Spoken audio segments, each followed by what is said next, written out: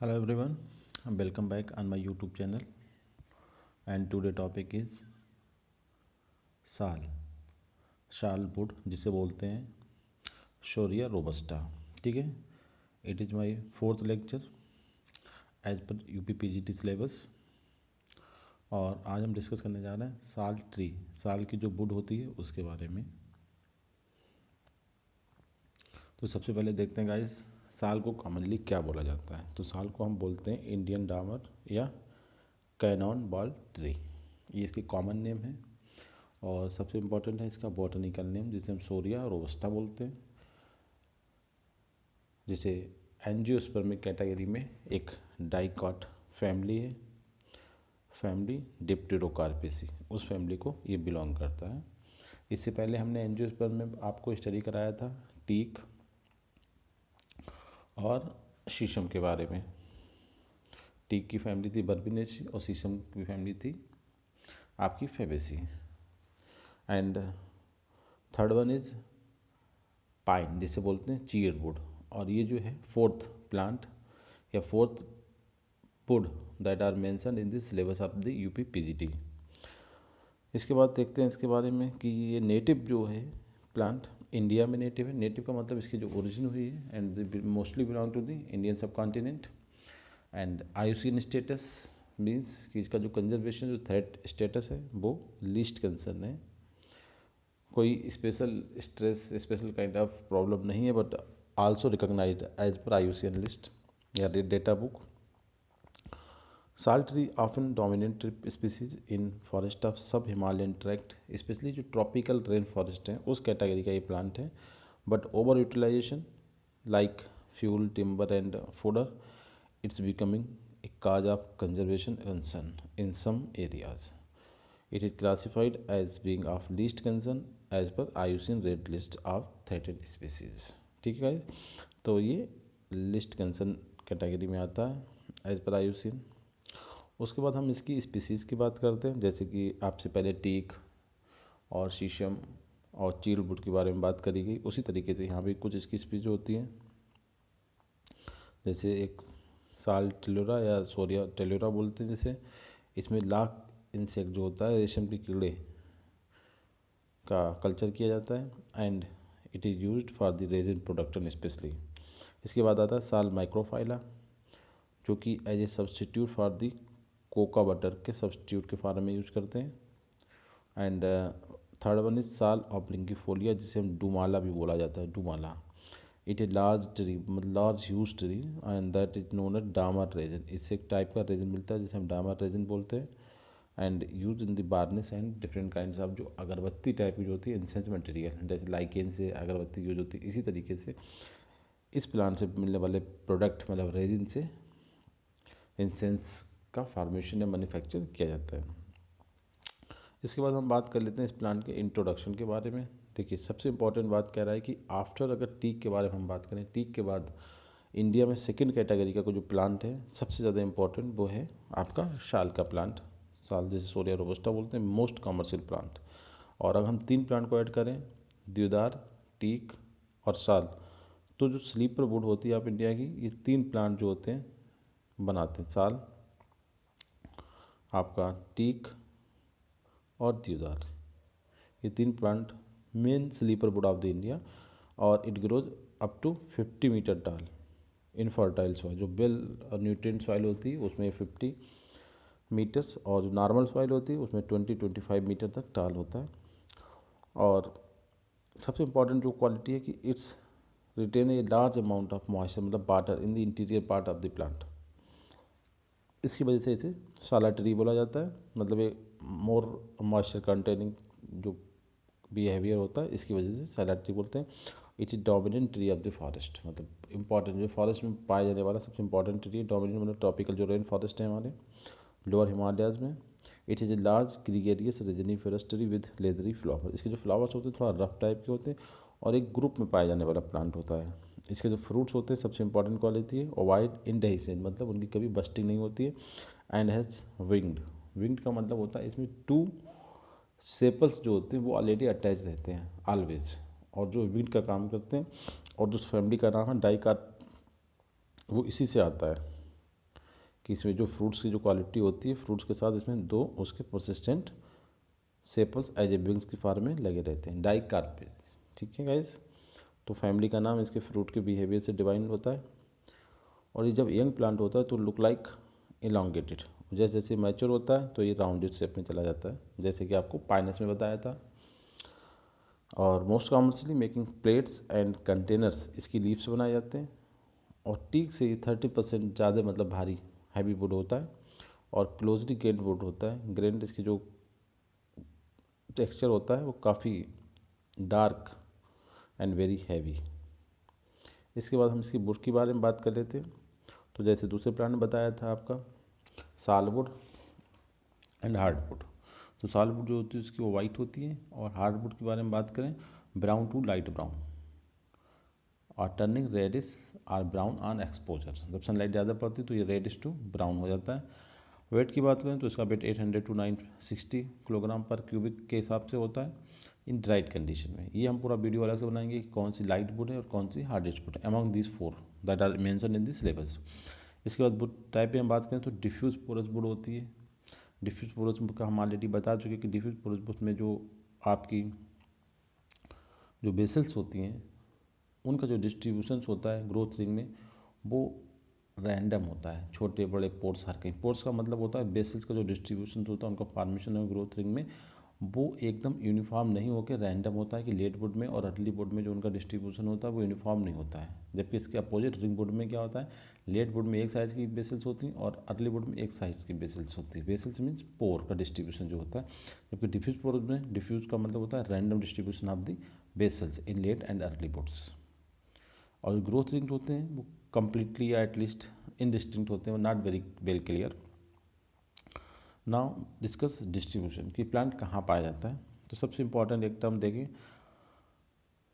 Lower Himalaya. Lower Himalaya का मतलब उत्तर प्रदेश आपका, बिहार, झारखंड, छत्तीसगढ़, आसाम, मध्य प्रदेश और कुछ हद तक आपका ये आसाम और हिमाचल प्रदेश में पाया जाता है, मतलब lower part of the Himalayas जिसे लोअर फुट हिल्स बोलते हैं। और वाइडली ग्रोन ग्लोबल लेवल बात करें तो India, Sri Lanka, Myanmar and other south eastern Asian countries extended to the Philippines and great consultant to Malay peninsula में पाया जाता है। और probably most extensively used and one of the most coveted constructional wood of north east and central Asia.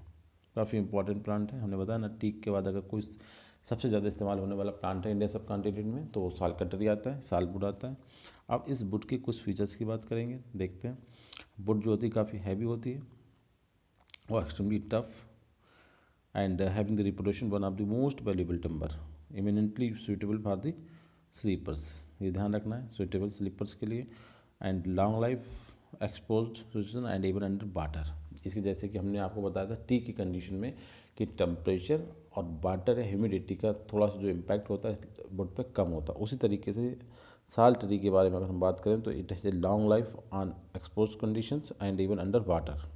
ठीक है, मतलब there are no effect of water, कोई moisture वगैरह से इस प्लांट पर कोई खास असर नहीं पड़ता है इसकी लकड़ी पे। And even remains to attack of the white ants and fungi. सबसे मेन इंपॉर्टेंट फीचर्स ये भी कि जो रेजिस्टेंस है against the white ant and fungi also have this plant and highest level of resistance to termites. और termites के लिए सबसे अधिक रेजिस्टेंस इस साल की लकड़ी में पाया जाता है। सबसे इंपॉर्टेंट बात देखिए वाइट आंट्स और फंजाई के लिए तो रेजिस्टेंस होता है but highest resistance against the resistance to the termites, important pest for the wood. इसके बाद अगर हम बात करें wood develops characteristic small surface cracks while drying out because the presence of large number of resin canals होती हैं इसमें। Wood is not only easy to timber to work by hand but offers no trouble in machine. एक हाथ से जो carpenter काम करते हैं उनके लिए काफ़ी परेशानी करती है बट मशीन के सामने there are no problem to cutting and making another type of goods. Wood is medium coarse and जो ग्रेन्स होते हैं वो इंटरलॉक्ड होते हैं, बहुत ज़्यादा एक दूसरे में मिक्स होते हैं। It comes with tough and coarse grain with meso striped figuring इस पर होती है। It is very light in appearance and turns into dark brown color with prolonged exposure of sunlight। तो ये सबसे इम्पॉर्टेंट बात क्या है कि ये नॉर्मली तो लाइट कलर में होता है but a long time exposure of the sunlight it convert into dark brown. ठीक है, सबसे इम्पोर्टेंट रेजनस एंड ड्यूरेबिलिटी। रेजिन भी एक इम्पॉर्टेंट प्रोडक्ट होता है। यूटिलिटी की अगर हम बात करते हैं तो सबसे इम्पॉर्टेंट इसका जो यूटिलिटी है, इसका बात करते हैं, साल्ट इज नोन एज साल डामर और Indian dammar. It is use as a astringent in the Ayurvedic medicine. ठीक है, in sense in the Hindu ceremony जो अगरबत्ती वगैरह होती है वो बनती हैं, and use for the boat and ship के फॉर्मेशन में यूज होता है। और hard, heavy, very durable and highly resistant to the termite attack. Termite attack के लिए सबसे ज़्यादा रेजिस्टेंस इस प्लांट में पाया जाता है। एंड रेजिन कंटेंट की ज़्यादा की वजह से it is difficult to plane and turn. Carpenter के लिए एक प्रॉब्लम ये है कि इसमें रेजिन की जो कंसनट्रेशन होती है बहुत ज़्यादा हाई होती है। So sal wood present a problem to making it plane and turn. Second है construction structure like that are subject of heavy stress in houses. वो वाले आइटम इस लकड़ी से आसानी से बना सकते हैं जो हैवी स्ट्रेस के लिए रिस्पॉन्सिबल होते हैं, क्योंकि टीक से भी 30% ज़्यादा ये हैवी होती है। उसके बाद main purpose beams, rafters and piles जो बनाने में, bridges, railway carriage and background wood जैसे cards, tool handles and tent. इसके बाद बोलते हैं sal dammar and Bengal dammar which is use making the varnish. High quality की जो बार्निस होती है वो इससे मिलने वाले प्रोजेक्ट जिसे हम बोलते हैं डामर रेजिन या बंगाल रेजिन, उससे बनाई जाती है। एक सबसे इंपॉर्टेंट इसका यूज आता है कि it is use for the hydraulic engineering. Hydraulic engineering जिसमें वाटर की इंजीनियरिंग के बारे में करते हैं, and railways, cars, poles and railway tiles, simple interior finishing and windows, frames and floors and many other applications भी इसके हैं। सबसे मेन आप ध्यान रखें हाइड्रोलिक इंजीनियरिंग। एंड ऐसे जो हम कुछ कंस्ट्रक्शन करेंगे जिसमें हैवी स्ट्रेस हो, उन के लिए जो साल वुड है वो काफ़ी सुटेबल मानी जाती है इन हाउसेस। इसके बाद हम बात कर लेते हैं, it is most durable would and use for interior door and window frame, wooden beam and piles and tool handles. Also resin के अलावा टैनिन भी मिलता है। एग्रीकल्चर के जो आइटम्स होते हैं, जो इम्प्लीमेंट्स होते हैं, वो काफ़ी ज़्यादा इस लकड़ी को अट्रैक्ट करते हैं कि साल वुड के जो एग्रीकल्चर इम्प्लीमेंट बनाने की जो अट्रैक्शन है इन दी सोसाइटी वो बहुत ज़्यादा है, कि जो एग्रीकल्चर में यूज होने वाले जो हम पहले ज़माने में होता था, पटेला होता, जो हल होता था, वो इस लकड़ी के मोस्टली बनाए जाते हैं। ठीक है, अच्छा ड्यूरेबिलिटी बहुत ज़्यादा हाई होती है। So it is good to construct frames of doors and window because they can be resistant with water and dampness to prepare window and doors without any issues. क्योंकि वाटर का impact या water का जो negative impact होता है इस लकड़ी पे बिल्कुल नहीं होता। सो it is most suitable for prepare the Windows and internal frames. कुछ इस वुड में डिसएडवांटेज हैं, उनके बारे में बात कर लेते हैं जहाँ पे ये यूज नहीं करी जाती है, जैसे कि not suitable for polishing, polish इस पर नहीं कर सकते। Not suit for exterior applications, क्योंकि वाटर के अगेंस्ट कहीं ना कहीं थोड़ा सा ये रेजिस्टेंट है, बट फिर भी हम एक्सटीरियर एप्लीकेशन के लिए सुटेबल नहीं मानते हैं। उसके बाद फर्नीचर के लिए नॉट एप्लीकेबल। अच्छा, श्रिंकिंग एंड सोइलिंग इसमें बहुत कॉमन प्रॉब्लम्स है, इसलिए आपका जो एक्सटीरियर एप्लीकेशन हम इससे नहीं करते हैं। उसके बाद अगर बिल्ड राइट सैलवुड की बात करें तो वर्किंग विद इज डिफ़िकल्ट। क्यों? क्योंकि जो इसकी हार्डनेस है, जो हैवीनेस है, बहुत ज़्यादा है। अगर लोहे की कंपेयर में, आयरन कंपेयर में बात करें तो काफ़ी कॉस्टली है। तो आज के टाइम में लोग लोहे को यूज़ कर रहे हैं, क्योंकि लोहा सस्ता लग रहा है और इस हाल की लकड़ी जो है वो काफ़ी महंगी है। तो I think iron is a substitute for the sal wood in utilization during the houses. तो गाइस इस तरीके से आपने जो इंपॉर्टेंट चीज़ें यहाँ पे देखी हैं सालवुड के बारे में, तो उसमें सबसे ज़्यादा इंपॉर्टेंट आता है कि इसके जो कॉमन नेम है इंडियन डायमर एंड कैनन बाल्टरी, फैमिली नेम डिप्टेरो कार्पेसी और botanical Shorea robusta, IUCN status list cancer.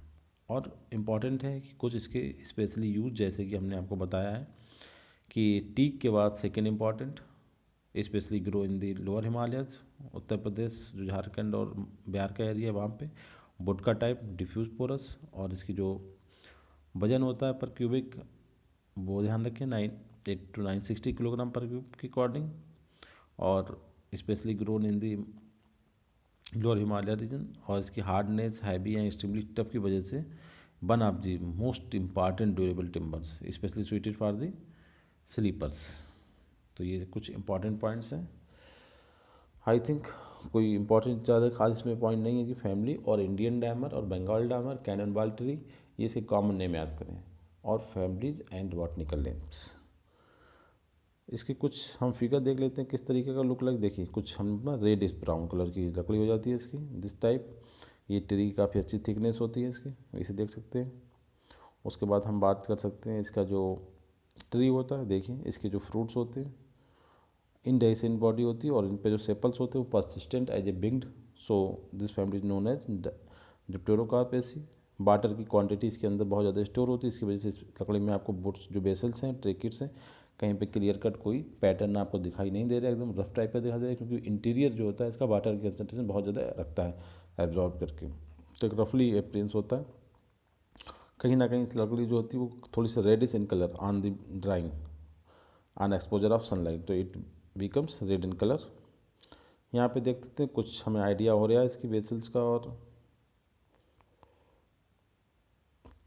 लकड़ी में।